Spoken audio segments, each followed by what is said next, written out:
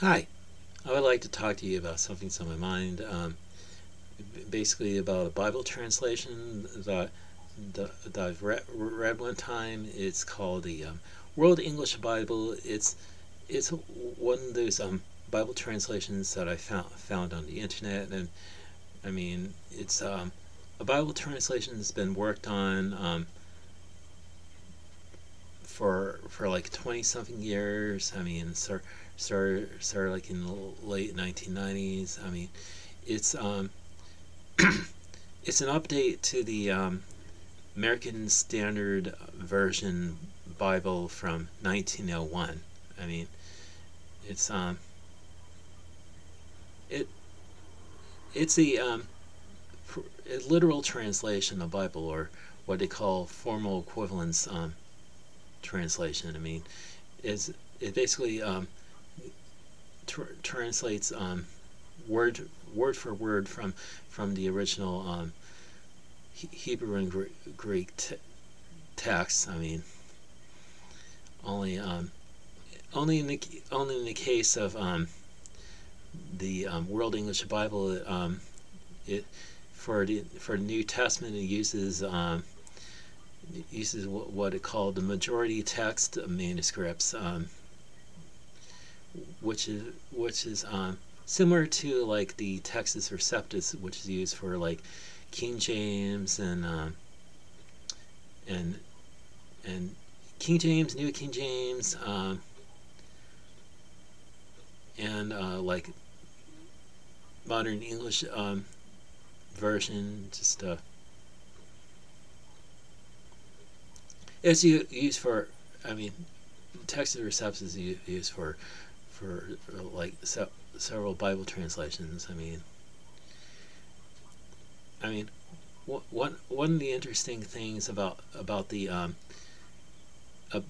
World English Bible is that it's the modern English translation of the Bible that's meant to be put into the public domain. I mean, it doesn't carry a copyright, just the trademark for the name World English Bible, which is held by its editor and publisher. I mean this so I mean this there are very few Bibles out there that are in the public domain. I mean, the King James version is in the public domain pretty much everywhere except in like the United Kingdom, where it carries a crown copyright. I mean, so so this is a translation that's been at work for about 20 something years. I mean, I think it stopped updating around 2020, and that's when they pretty much wrap it up all updates to the World English Bible. I mean, one of the features uh,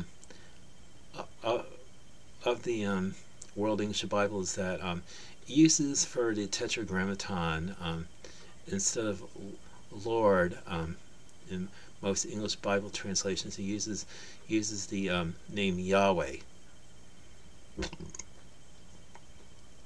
Yahweh for the name of God. I mean,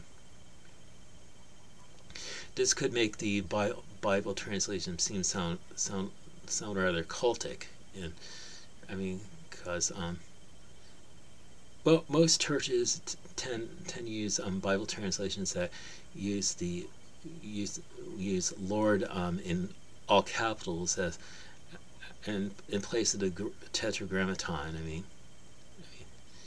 And if I remember, the American Standard Version uses Jehovah in place for the Tetragrammaton for the name of God. I mean, and there's some other translations that use like Yahweh or Jehovah or WH. I mean YHWH. I mean, for the name of God. I mean, what these aren't necessarily Bibles that are used by the by mainstream churches. I mean, in fact, reading those translations in those kind of churches can make you sound like you're in a cult or something, and it doesn't sound right to your ears. Another feature of the World English Bible is that instead of using the word hell, it uses words that have been transliterated from the original Hebrew and Greek. Like for like in the Old Testament, the word Sheol, S-H-E-O-L, is it is used in places where hell would normally appear, like in the King James version, or sometimes like Sheol would be used for the grave. And in the New Testament there's Hades, and there's Gehenna, and there's one place I think in 2 Peter where it uses Tartarus. These are basically, well, Hades and Tartarus are from like Greek mythology. And Gehenna is based on the valley of the son of Hinnom, which originally was used to for a cultic practice of burning babies in a fire to the god Moloch, and later was used as a garbage dump.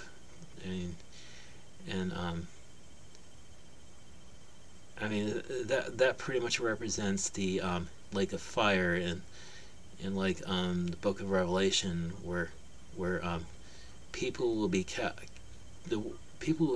into, or whose names are not written in the book of life. And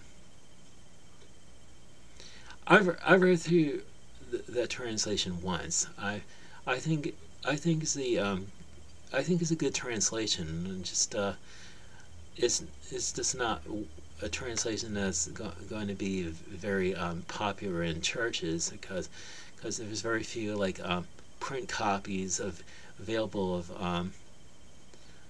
of the World English Bible, and which is really sad, because we definitely do need a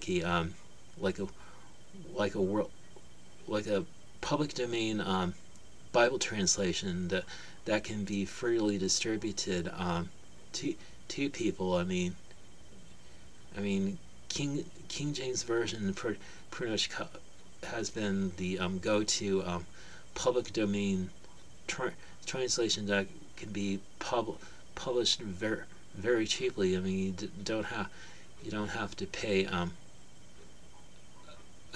for a copyright on it, unless you're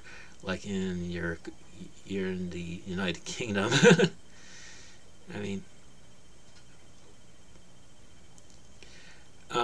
It's just not.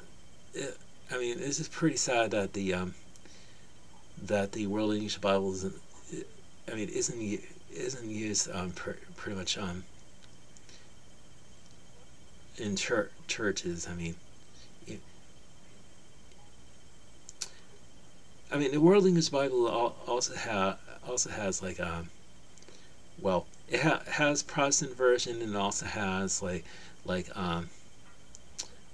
Messianic version, and also ecumenical version and Catholic version. And the ecumenical and Catholic versions have the Apocrypha books, and those have been translated out of the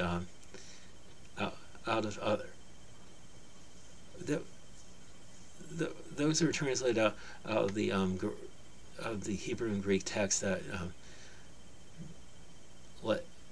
I mean, thinking about like the Septuagint, which contains the apocryphal books. I mean,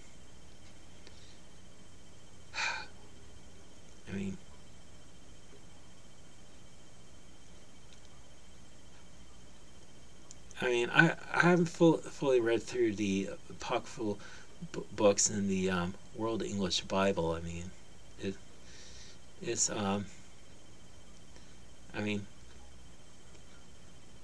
it's it's a tougher read if you're looking for like perfect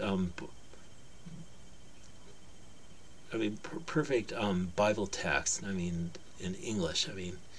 Some of this can sound really choppy.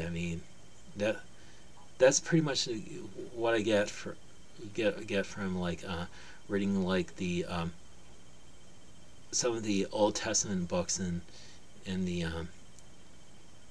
World English Bible. Just like however, we must understand that this is intended to be World English. This is intended to be accepted throughout the entire world, not just in America. I mean,